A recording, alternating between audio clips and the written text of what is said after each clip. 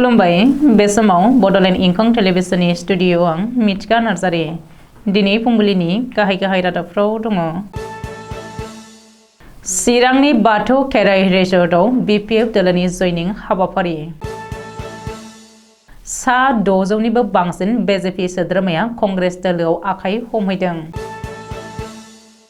UPPL दोलोनि गोख्रों खहा, लकसभा बिसायख'थिनि सिगां सोद्रोमाफ्रा गुगालांदों। इम्फल बिरखं गाथोननि अख्रां सायाव सिनाय मोनै बेसादखौ लानानै 3 घन्टासिमहालागै बिरखंखौ बिरहोनो हायाखै।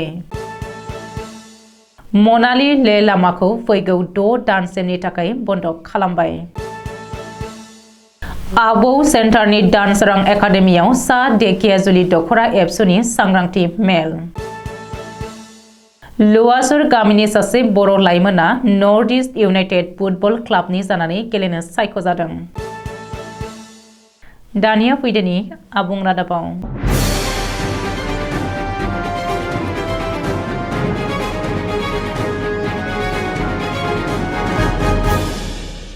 लकसभा बिसायख'थिनि सिगां हाग्रामा महिलारि दैदेननाय बिपिएफ दोलोआ गोख्रोङैनो जानजि खाफ्रानायखौ गमामायैनो नोजोराव गोग्लैदों। समबारखालि चिरां जिल्लानि सम्पाबती बाथौ खेराइ रिजर्टआव गासै सा 980 लाइमोनफ्रा हाग्रामा महिलारिनि नुजाथिनायाव बिपिएफ दोलोआव आखाइ हमहैदों आरो बिपिएफ दोलोनि गोहोखौ गोख्रोंसिन खालामहैदों। मख'नो गोनांदि बिटिसि ओनसोलाव बिपिएफ दोलोआनो गोख्रोंसिन राजखान्थि दोलो आरो बे गोख्रोंथियानो आथिखालाव गुबुन हेंथा दोलोफोरखौ जिंगायाव खोख्लैदों। मानो होनोब्ला बिपिएफ दोलोआ फैगौ 2024 मायथाइनि लकसभा बिसायख'थियाव क'क्राझार आरो दरं उदालगुरि बियाबाव सानै बिजाथि फसंनो थाखाय साखा-फारा जादों आरो बेखौ बिटिसिनि रायजो राजायाबो लुबैदों। मानो होनोब्ला आथिखालाव बिटिसिनि खुंथाय गोहोआव थानाय इउपिपिएल दोलोआ दरं उदालगुरि समस्तिखौ बिजेपि दोलोनो नागारनानै क'क्राझार लकसभा बियाबावल' बिजाथि फसंगोन होननानै फोसावखाबाय। नाथाय बिटिसिनि रायजो राजाया बेखौ लुबैयाखैमोन। जाहोनाव बिटिसिखौ मोजां मोनग्रा गोबां रायजो राजाया आथिखालाव बयबो बिपिएफ दोलोआव आखाइ हमहैनायखौ नोजोराव गोग्लैदों। आसामनि खुंथाय गोहोआव थानाय बिजेपि दोलोआव नखरारि एना-एनि जानायनि जाहोनाव आथिखालाव इसिङारि हालोदा मोजांद्राय नङा। कार्बि आंलंनि मोननै जिल्लानिफ्राय बिजेपि दोलोनि गासै 600निबो बांसिन सोद्रोमाफ्रा कंग्रेस दोलोआव आखाइ हमहैदों। रबिबारखालि दिपु क्लाबाव गोबां बिजेपि दैदेनगिरि एमएलए इएमफोरजों लोगोसे गासै सा 600निबो बांसिन बिजेपि सोद्रोमाफ्रा कंग्रेस दोलोआव हाबफैनायाव कंग्रेस दोलोनि आखाइया गोख्रोंसिन जादों आरो बिजेपिनि गोहोआ गुरुं जानायखौ नुनो मोन्दों। बारग' एमएलए आरो मावफुं सोद्रोमा जगत सिंह इंथिंनि दैदेननायाव बारग' इएम प्रदीप दिपुसा कातिर आरो गोबां गोख्रों मावथिफोरा तुलिराम रंहांखौ गाज्रि मोननानै कंग्रेस दोलोआव हाबफैदों। आसाम प्रदेश कंग्रेस दोलोनि आफादगिरि भुपेन बरानि नुजाथिनायाव दिपु क्लाबाव जयेन जादों गासै सा 600निबो बांसिन बिजेपि सोद्रोमाफ्रा। तामुलपुर जिल्ला इउपिपिएल दोलोनि नेहाथारि जितेन मुसाहारिया बिपिएफ दोलोआव हाबबाय। प्रमद बर' दैदेननाय इउपिपिएल दोलोनि तामुलपुर जिल्ला कमिटिनि नेहाथारि आरो तामुलपुर दख'रा दुलाराय बर' फरायसा आफादनि बारग' आफादगिरि जितेन मुसाहारिया इउपिपिएल दोलोखौ नागारनानै समबारखालि बिपिएफ दोलोआव हाबबाय। चिरांनि बाथौ खेराइ रिजर्टआव जयनिं हाबाफारि लानाय बे हाबाफारियाव मावख'आरि खान्थिजों हाग्रामा महिलारिनि नुजाथिनायाव हाबदों जितेन मुसाहारिया। मख'नो गोनांदि इउपिपिएल दोलोआव थानाय समाव तामुलपुर महकुमा WPTN बिसिनि जौगाथाय खोन्दो मासिगिरि बिबानावनो दंमोन जितेन मुसाहारिया। मणिपुरनि इम्फल नोगोराव थानाय बीआरटी केन्द्रजित इन्टारनेशनेल बिरखं गाथोनाव रबिबारखालि बेलासे समाव अख्रां सायाव सिनाय मोनै मुवा बेसाद बिरबायनानै थानायखौ नुनानै मोनसे दुंहाव थासारि सोमजिदों। जाहोनाव आगरतला, गुवाहाटी आरो कलकातायाव थांनो गोनां बिरखंफोरखौ 3 घन्टासिमहालागै दोनथ'नांदों आरो गुबुन गंनै इम्फल बिरखं गाथोनाव फैनो गोनां हान्थियारि बिरखंखौबो गुबुन बिरखं गाथोनाव डाइभार्सन होनांदोंमोन। रबिबारखालि बेलासिनि 2:30 रिंगानिफ्राय 5:30 रिंगासिम बिरखंनि बिरनायखौ दोनथ'नांदों। मानो होनोब्ला आथिखालाव मणिपुरनि आयेन आब्रुथिया मोजांद्राय नङा। बेनिखायनो एयारपर्ट अथ'रिटिया जेबो रिस्क लायाखैमोन। गोजां बोथोर फैनाय लोगो लोगोनो हिमाचल प्रदेशनि मनालीनिफ्राय लादाखनि लेहसिम थांनाय नेशनेल हाइवेखौ समबारनिफ्राय फैगौ 6 दानसिमनि थाखाय बन्द खालामबाय। लादाखनि खुंथाया समबारखालि बे खौरांखौ फोसावदों।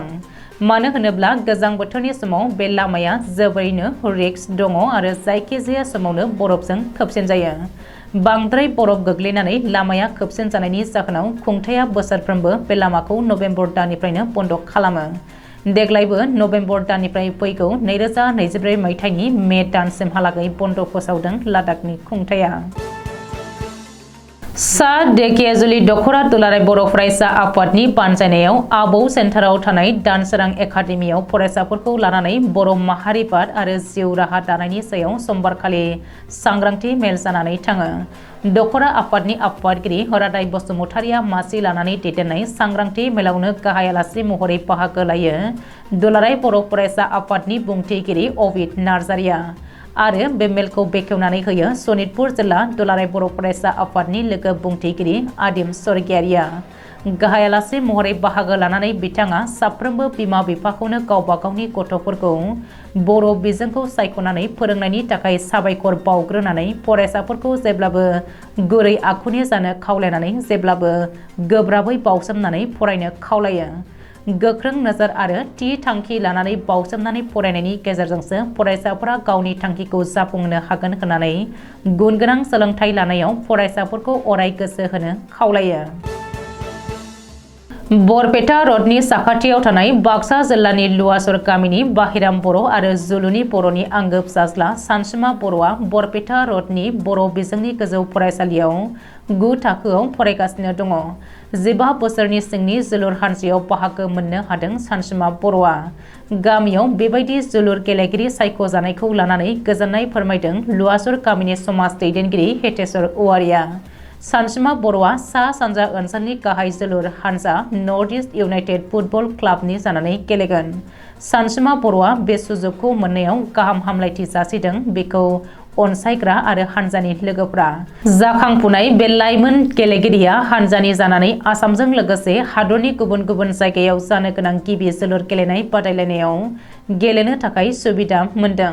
फारसेथिं लुवासर गामिनि समाज दैदेनगिरि हेतेश औवारिया सानसुमा बर'नि जाफुंसारनायखौ लानानै गोजोननाय मोननायखौ फोरमायनायजों लोगोसे खौरांनि गेजेरजों फोरमायदोंदि गामिनि एबा नसुंसेनि उन्दै गथ'आ नर्थ इस्ट एफसिआव सायख'जानायाव जोबोद गोजोननाय मोनदों आरो जों आसा खालामदोंदि इयुनाव उन्दै बैसोनि सानसुमा बर'आ बे गामिजों लोगोसेनो ओनसोलनि रायजो राजाफोरनि गेजेराव मोनसे थुलुंगानाय लाबोगोन होननानै आसा खालामदों।